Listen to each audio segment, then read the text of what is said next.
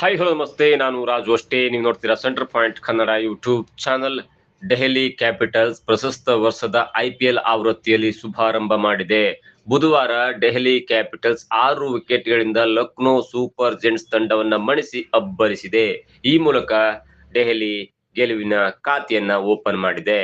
ದೆಹಲಿ ತಂಡ ಈ ಪಂದ್ಯ ಗೆಲ್ಲುವಲ್ಲಿ ಕಾರಣವಾದ ಅಂಶಗಳನ್ನ ನೋಡ್ತಾ ಹೋದ್ರೆ ಅದರಲ್ಲಿ ಮೊದಲಿಗೆ ಕಾಣುವುದು ರಿಷಬ್ ಪಂತ್ ಅವರನ್ನ ರನ್ಔಟ್ ಮಾಡಿದ್ದು. ಇದು ದೆಹಲಿ ಆರಂಭದಲ್ಲೇ ಮೇಲುಗೈ ಸಾಧಿಸಲು ಕಾರಣವಾಯಿತು. ಎಲ್ಎಸ್ಸಿ ತಂಡದ ಆಯುಷ್ ಬುಧೋನಿ, ನಿಕೋಲಸ್ ಪೂರನ್, ಎಡಮ್ ಮೆಕ್ರಮ್ ಅವರಂತ ಆಟಗಾರರಿಗೆ ನೆಲಕಚ್ಚಿ ಆಟ ಆಡಲು ದೆಹಲಿ ತಂಡ ಅವಕಾಶವನ್ನು ನೀಡಲಿಲ್ಲ. ಪರಿಣಾಮ ಸ್ಟಾರ್ ಆಟಗಾರರನ್ನು ಆರಂಭದಲ್ಲಿ ಕಟ್ಟು ಹಾಕಿದ ದೆಹಲಿ ಅಬ್ಬರಿಸಿತು. ದೆಹಲಿ ಕ್ಯಾಪಿಟಲ್ಸ್ ಪರ ಲುಂಗಿ ನಿಗಡಿ, ನಿಕೋಲಸ್ ಪೂರನ್ ಸೇರಿದಂತೆ ಪ್ರಮುಖ 3 ವಿಕೆಟ್ಗಳನ್ನ ಕಬಳಿಸಿದ್ರೆ ಟಿ ನಟರಾಜನ್ ಸಹ 3 ವಿಕೆಟ್ಗಳನ್ನ ಉರುಳಿಸಿದ್ರು. ಇನ್ನು ಕುಲ್ದೀಪ್ ಸ್ಪಿನ್ ಜಾದು ನಡೆಸಿ 2 ವಿಕೆಟ್ಗಳನ್ನ ಪಡ್ಕೊಂಡ್ರು. ಎಲ್ಎಸ್ಸಿ ತಂಡವನ್ನ 141 ರನ್ಗಳಿಗೆ ಕಟ್ಟಿ ಹಾಕಿದ್ದು ಕೂಡ ದೆಹಲಿ ಗೆಲುವಿನ ದೊಡ್ಡ ಟರ್ನಿಂಗ್ ಪಾಯಿಂಟ್ಗೆ ಕಾರಣವಾಯಿತು. ಆದ್ರೆ ದೆಹಲಿ ಕ್ಯಾಂಪ್ ನಲ್ಲಿ ಹೊಸ ಭರವಸೆಯನ್ನ ಮೂಡಿಸಿದ್ದೆ ಆ 22 ವರ್ಷದ ಯುವ ಬ್ಯಾಟರ್.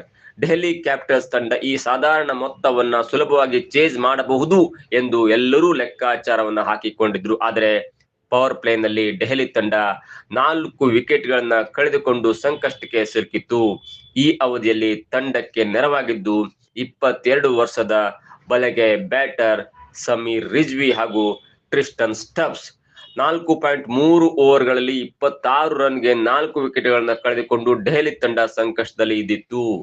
ಎಲ್ಎಸ್ಸಿ ಕ್ಯಾಂಪ್ ನಲ್ಲಿ ಗೆಲುವಿನ ವಾಸನೆ ಕೂಡ ಬಡಿಯಲು ಆರಂಭ ಆಗಿತ್ತು. ಆದ್ರೆ ಆಗಲೇ ಈ ಯುವ ಆಟಗಾರ ರಿಜ್ವಿ ತನ್ನ ಬ್ಯಾಟಿಂಗ್ ಕ್ಷಮತೆಯನ್ನ ಜಗತ್ತಿಗೆ ಸಾರಿದ್ರು.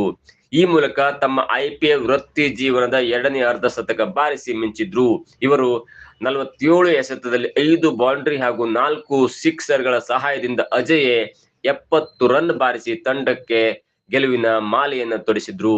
ಅಷ್ಟೇ ಅಲ್ಲದೆ 5ನೇ ವಿಕೆಟ್ಗೆ ಭರವಸೆಯ ಆಟಗಾರ ಟ್ರಿಸ್ಟನ್ ಸ್ಟಬ್ಸ್ ಅವರ ಜೊತೆಗೂಡಿ ಅಜೇಯ್ 119 ರನ್ಗಳನ್ನ ಸೇರಿಸಿದ್ರು. ಇದು ಗೆಲುವಿಗೆ ಪ್ರಮುಖವಾದಂತಹ ಕಾರಣವಾಯಿತು. ಇದು ಡೆಲ್ಲಿ ಕ್ಯಾಪಿಟಲ್ಸ್ ಪರ 5ನೇ ವಿಕೆಟ್ಗೆ ದಾಖಲಾದಂತ ಗರಿಷ್ಠ ರನ್ ಕೂಡ.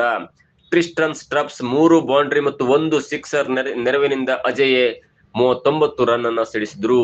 ಇದು ಒಂದ್ ಕಡೆ ಆದ್ರೆ ಮತ್ತೊಂದ್ ಕಡೆ ಪಂದ್ಯ ಮುಗಿದ ನಂತರ ಎಲ್ಎಸ್ಸಿಯ ತಂಡದ ಮಾಲೀಕರಾದಂತ ಸಂಜೀವ್ ಗೋಯಂಕ ಅವರು ರಿಷಬ್ ಪಂತ್ ಮತ್ತು ಮುಖ್ಯ ಕೋಚ್ ಜಸ್ಟಿನ್ ಲ್ಯಾಂಗರ್ ಅವರೊಂದಿಗೆ ಗಂಭೀರವಾಗಿ ಮಾತನಾಡುತ್ತಿರುವುದು ಕೂಡ ಕಂಡು ಬಂದಿದ್ದು. ಈ ವೇಳೆ ಗೋಯಂಕ ಅವರು ಕೈ ಸನ್ನೆ ಮಾಡುತ್ತಾ ಆಕ್ರೋಶವನ್ನ ವ್ಯಕ್ತಪಡಿಸುತ್ತಿದ್ರು. ಪಂತ್ ಶಾಂತವಾಗಿ ಅವರಿಗೆ ಉತ್ತರಿಸುವುದು ಕೂಡ ಕ್ಯಾಮರಾದಲ್ಲಿ ಸರಿಯಾಗಿದೆ.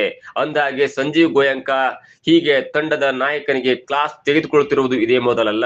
2024ರ ಸನ್ ರೈಸರ್ಸ್ ಹೈದರಾಬಾದ್ ವಿರುದ್ಧ ಲಕ್ನೋ ಸೂಪರ್ ಜೆಂಟ್ಸ್ ತಂಡ ಹೀನಾಯವಾಗಿ ಸೋತಾಗ ಮೈದಾನದಲ್ಲಿ ಅಂದಿನ ನಾಯಕ ಕೆಎಲ್ ರಾಹುಲ್ ಅವರನ್ನ ತರಾಟೆಗೆ ತೆಗೆದುಕೊಂಡಿದ್ರು.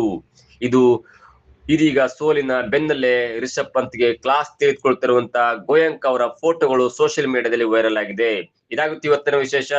ನೋಡ್ತಾ ಇರಿ centre point Kannada YouTube channel.